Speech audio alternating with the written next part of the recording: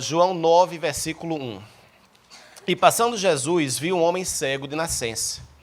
E os seus discípulos lhe perguntaram, dizendo, Rabi, quem pecou, este ou seus pais, para que nascesse cego? Jesus respondeu, nem ele pecou, nem seus pais, mas foi assim para que se manifestem nele as obras de Deus. Convém que eu faça as obras daquele que me enviou, enquanto é dia. A noite vem, quando ninguém pode trabalhar. Enquanto estou no mundo, sou a luz do mundo. Notem que essa passagem começa, pode deixar o versículo aí, a passagem começa com uma pergunta profunda, feita pelos discípulos, acerca desse personagem, que é o personagem central aqui, nosso capítulo. E a pergunta tem a ver com sofrimento. O homem era cego de nascença, e os discípulos estão querendo entender por que ele nasceu cego. É uma pergunta sobre a origem do sofrimento. Nesse caso, o sofrimento na vida de uma pessoa. Por que ele é cego? Mas olhem que eles não perguntam por que ele é cego. A pergunta já vem embutida com a resposta. Eles já estão respondendo mais ou menos a própria pergunta. Como é que eles perguntam? Quem pecou? Ele ou os pais? Qual é a premissa atrás da pergunta dos discípulos? Sofrimento é devido ao quê? Pecado. Que tipo de pecado? Pecado pessoal. A pergunta de por quê, procurar causa, por que a gente sofre, é uma pergunta natural. Não vamos vilanizar a pergunta. Somos feitos à imagem de Deus, e parte de ser criado à imagem de Deus é que a gente quer entender como as coisas funcionam.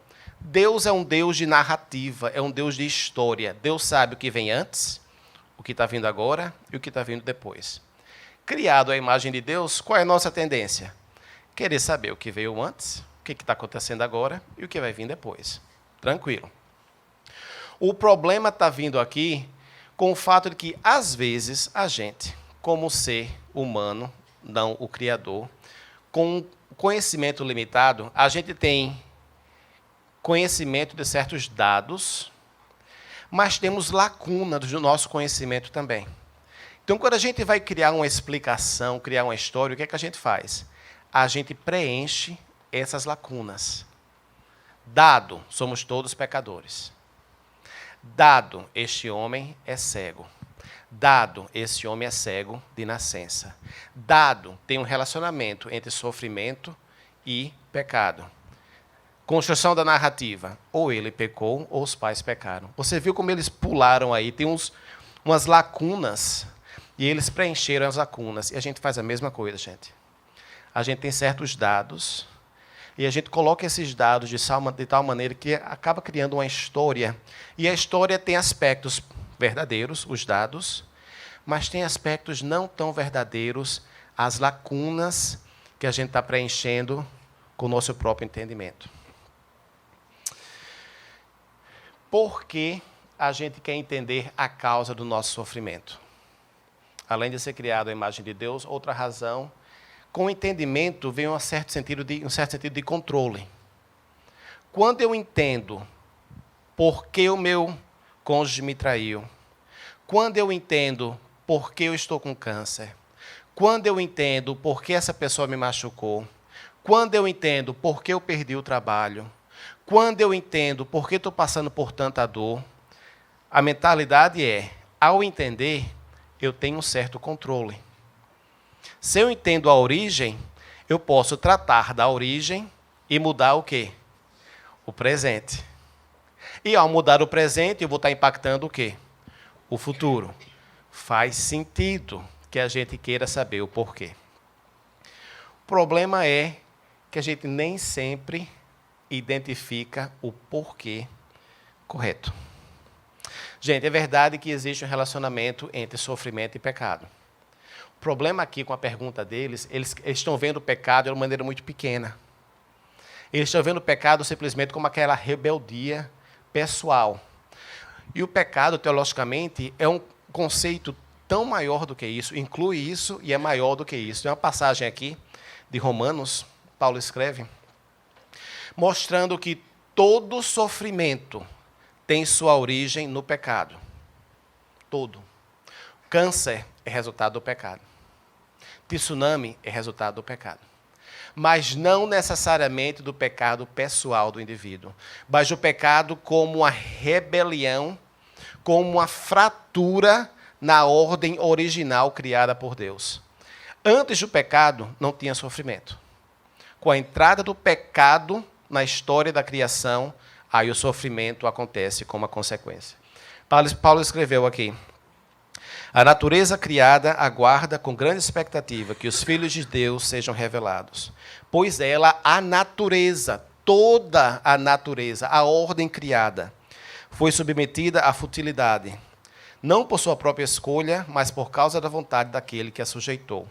Que da esperança de que a própria natureza, toda a natureza, criada será libertada da escravidão, da decadência em que se encontra, para a gloriosa liberdade dos filhos de Deus.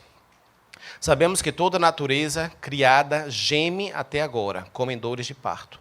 E não só isso, mas nós mesmos, que temos os primeiros frutos do Espírito, gememos interiormente, esperando ansiosamente nossa adoção como filhos, a redenção do nosso corpo.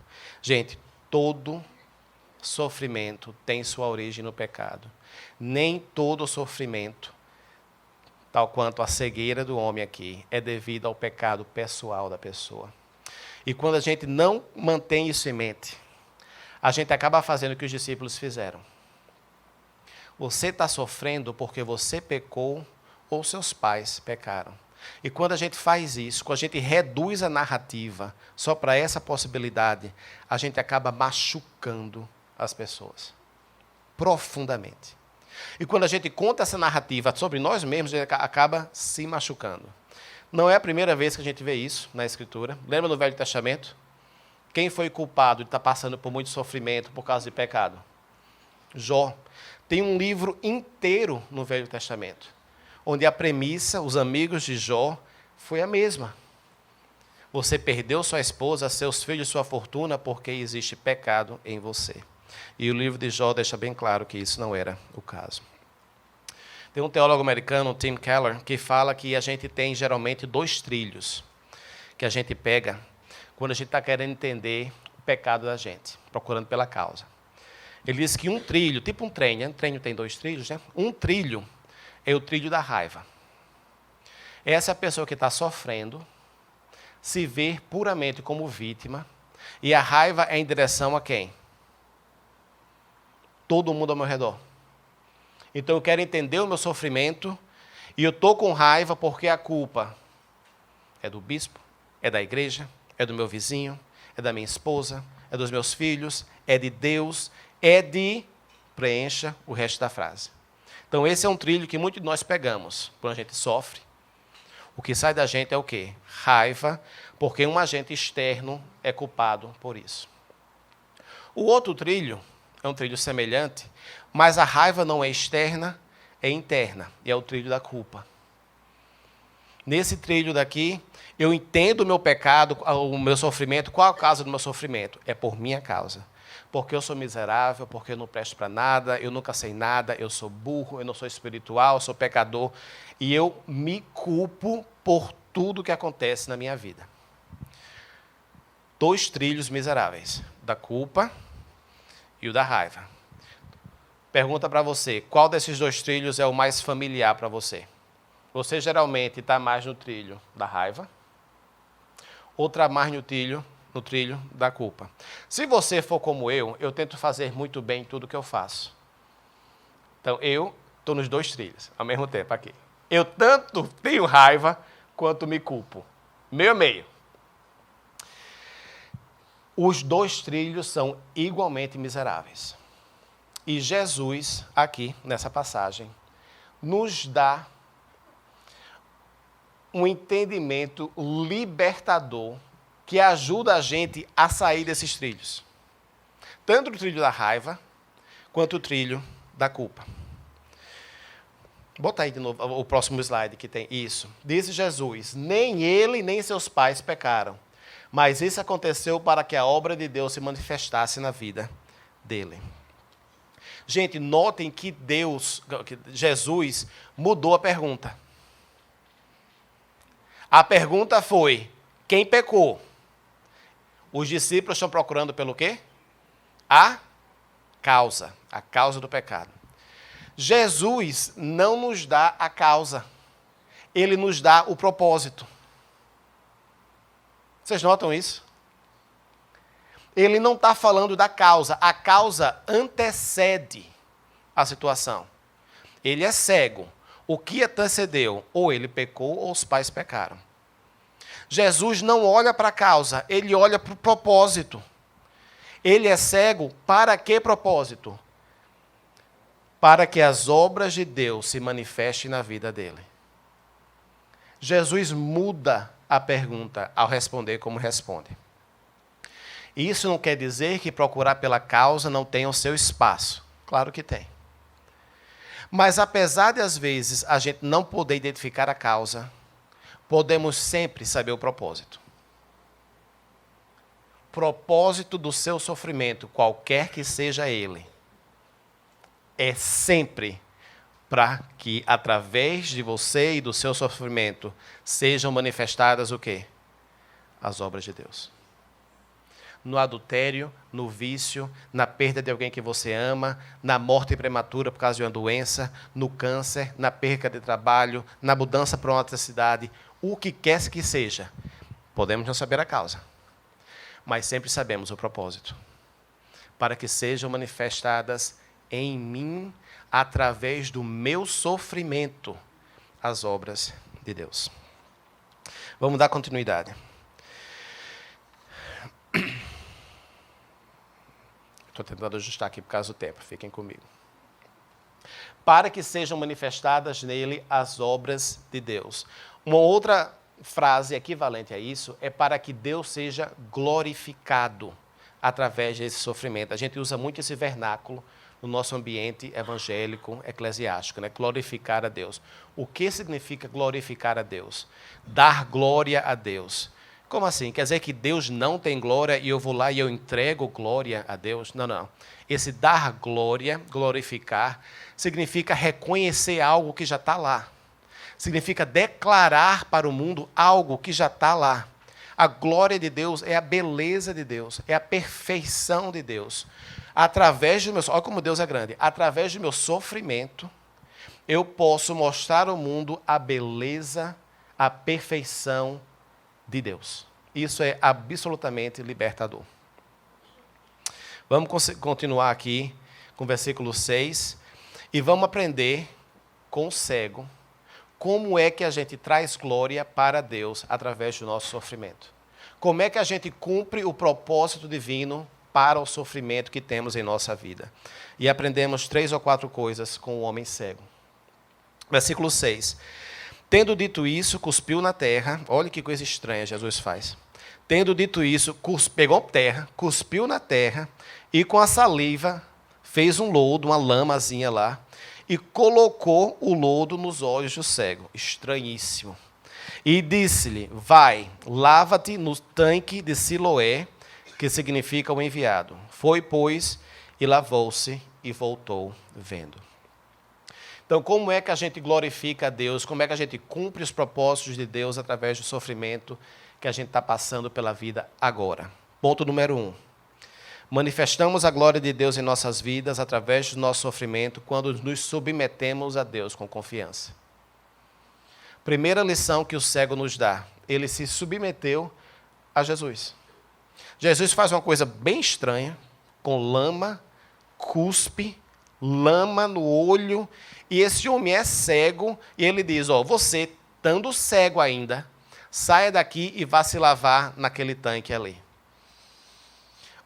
Esse homem, para mim, isso não faz sentido. Jesus poderia ter dito, abra os olhos, veja. Ele estava vendo. Jesus não fez isso. Ele dá um banho de lama nesse homem e diz para ele ir, cego e tudo, se lavar em outro canto. Gente, para mim, na minha vida, a minha tendência é, eu quero entender primeiro, para depois confiar. E depois de confiar, obedecer. A minha sequência é essa. Quero entender a razão, para só depois obedecer. E não é isso que o cego faz. Ele obedece sem entender. Ele obedece sem saber o porquê. Jesus faz uma coisa estranha, diz, vá, e o que é que ele faz? Isso é glorificar a Deus. Como assim? Ao ir sem entender, ele estava declarando para todo mundo ao redor dele, não entendo, mas se esse Jesus me disse para fazer isso, e ele é digno de confiança, eu vou. Importante, ele foi e obedeceu quando ainda era cego. Nada mudou na vida desse homem. Ele obedeceu e foi lá quando ainda estava sofrendo. A gente não precisa esperar sofrer para glorificar a Deus, porque isso faria de Deus um Deus muito pequeno. Mas Deus é grande o suficiente que pode ser glorificado quando a gente ainda está sofrendo. Glorificar a Deus quando o câncer é curado é fácil. Glorificar a Deus quando eu estou literalmente morrendo de câncer é sobrenatural. E foi para isso que fomos chamados. Então esse é o primeiro ponto. Segundo ponto, versículo 8. Então, vou ler uma passagem longa aqui, viu? Fiquem comigo. Então os vizinhos e aqueles que dantes tinham visto que era cego diziam, não é este aquele que estava sentado e mendigava? Uns diziam, é este. E outros, parece-se com ele. Ele dizia, sou eu. Diziam-lhe, pois, como te abriram os olhos? Ele respondeu e disse-lhes, o homem chamado Jesus fez lodo, untou-me os olhos e disse-me, vai ao tanque de Siloé e lava-te. Então eu fui e lavei-me e vi. Ele descreve como se fosse uma coisa tão normal, né? Mas foi isso que aconteceu. Versículo 12. Disseram-lhe, pois, onde está ele? Respondeu, não sei. Levaram, pois, aos fariseus o que dantes era cego. E era sábado, quando Jesus fez o lodo e lhe abriu os olhos. Tornaram, pois, também os fariseus a perguntar-lhe como vira. E ele lhes disse, pôs-me lodo sobre os olhos, adoro ele, lavei-me e vejo. Então alguns dos fariseus diziam, esse homem não é Deus, falando de Jesus, pois não guarda o sábado. Diziam outros, o sábado era o de descanso, né? Para os fariseus era um pecado trabalhar no sábado, mesmo que o trabalho fosse de curar as pessoas. Diziam outros, como pode um homem pecador fazer tais sinais? E havia dissensão entre eles. Tornaram, pois, a dizer ao cego, voltaram para o cego, tu que dizes daquele que te abriu os olhos? E ele respondeu, e é profeta. Versículo 18. Os judeus, porém, não creram que ele tivesse sido cego e que agora visse. Enquanto não chamaram os pais que agora via. E perguntaram-lhes, dizendo, é este o vosso filho, que vós dizeste nascido cego? Como, pois, vê agora? Seus pais responderam e disseram-lhes, sabemos que este é o nosso filho, e que nasceu cego. Mas como agora vê, não sabemos. Ou quem lhes tenha aberto os olhos, não sabemos. Tem idade. Perguntai-lhe a ele mesmo, e ele falará por si mesmo. Seus pais disseram isso porque temiam os judeus, porquanto já os judeus tinham resolvido que, se alguém confessasse ser ele o Cristo, fosse expulso da sinagoga. Por isso seus pais disseram, tem idade, perguntai-lhe a ele mesmo. Gente, a gente manifesta as obras de Deus através do nosso sofrimento, quando a gente se submete através de confiança, mesmo que a gente não entenda. O segundo ponto que a gente vê aqui, a gente manifesta as obras de Deus através do nosso sofrimento, quando a gente confessa o que Jesus fez por nós. E é isso simplesmente o que esse homem cego está fazendo.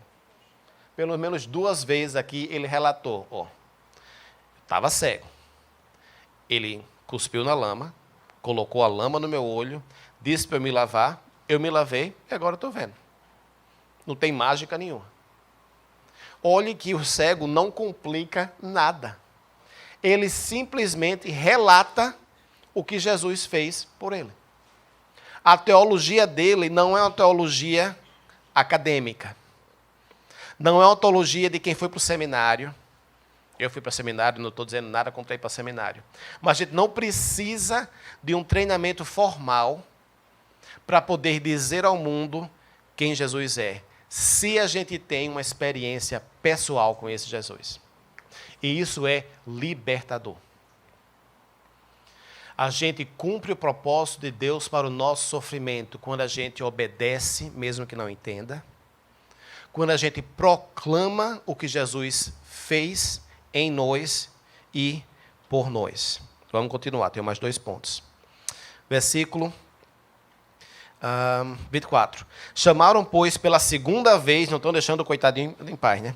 O homem que tinha sido cego e disseram-lhe: dá glória a Deus, nós sabemos que este homem é pecador. É interessante que os religiosos estão dizendo, dá glória a Deus, mas ele já estava dando glória a Deus, né? Respondeu ele, pois, e disse: se é pecador, não sei. Uma coisa sei, e é que, havendo eu sido cego, agora vejo.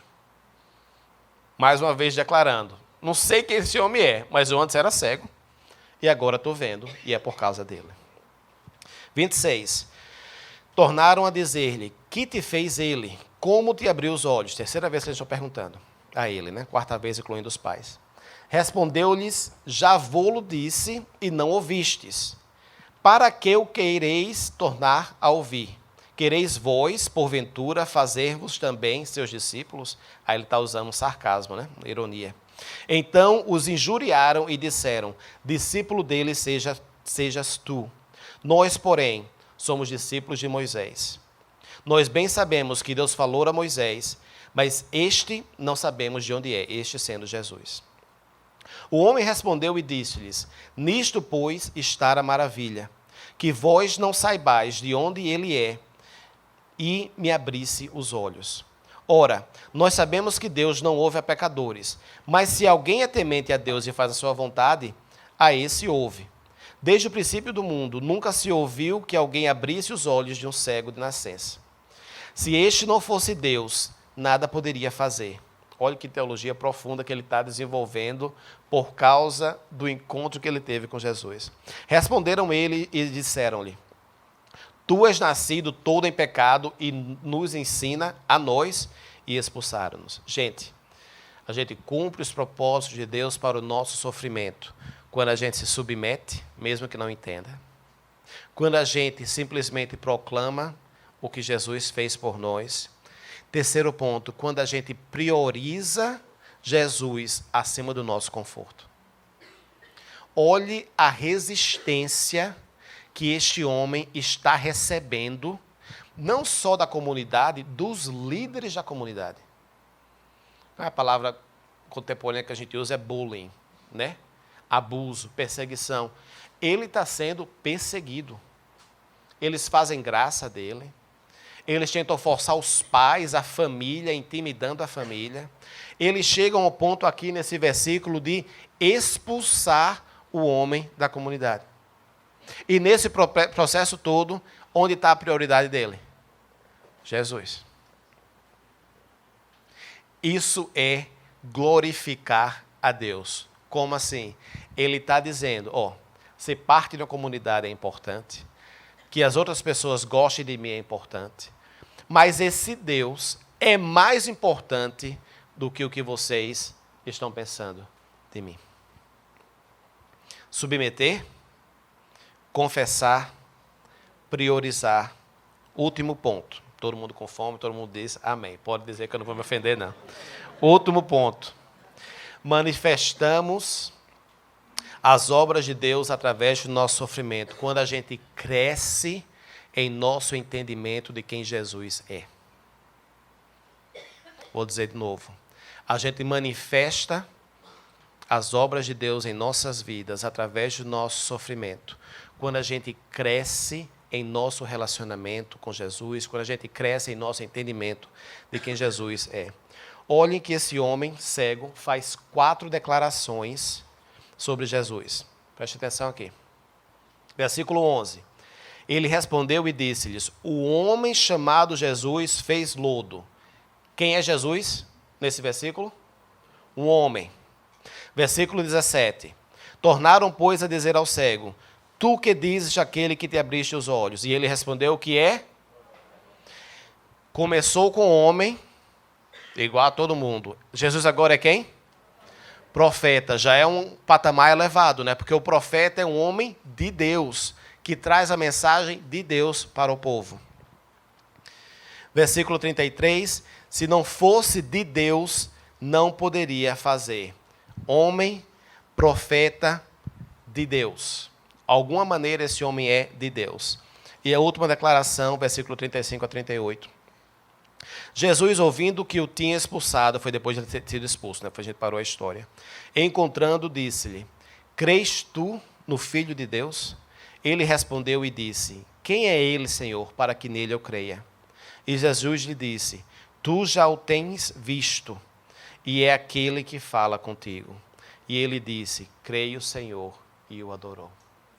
Olhe que progressão belíssima do entendimento dele de quem Jesus é. Ele começa cego. Jesus é um homem. Jesus é um profeta. Jesus é de Deus. Jesus é Deus. Gente, essa progressão aconteceu no contexto de sofrimento. Mateus disse alguma coisa de crescer espiritualmente indo para retiro, para um spa. As pessoas aqui estão crescendo, os líderes estão trabalhando como? No dia a dia, é se encontrando, é no meio da dificuldade, é na perda de emprego. Nada contra retiro, acho retiro maravilhoso, eu facilito retiros, tem seu lugar, mas a transformação vem no dia a dia. E olhe que a transformação não vem com a ausência de sofrimento. Que na minha carne é o que eu quero. Eu quero ser transformado sem dor. Não existe isso. Infelizmente, não existe isso. Transformação sem dor não é uma transformação para o lado bom das coisas. Dor transforma quando Deus está agindo para o nosso crescimento. Homem, profeta de Deus. Deus. Isso é glorificar a Deus através da nossa dor.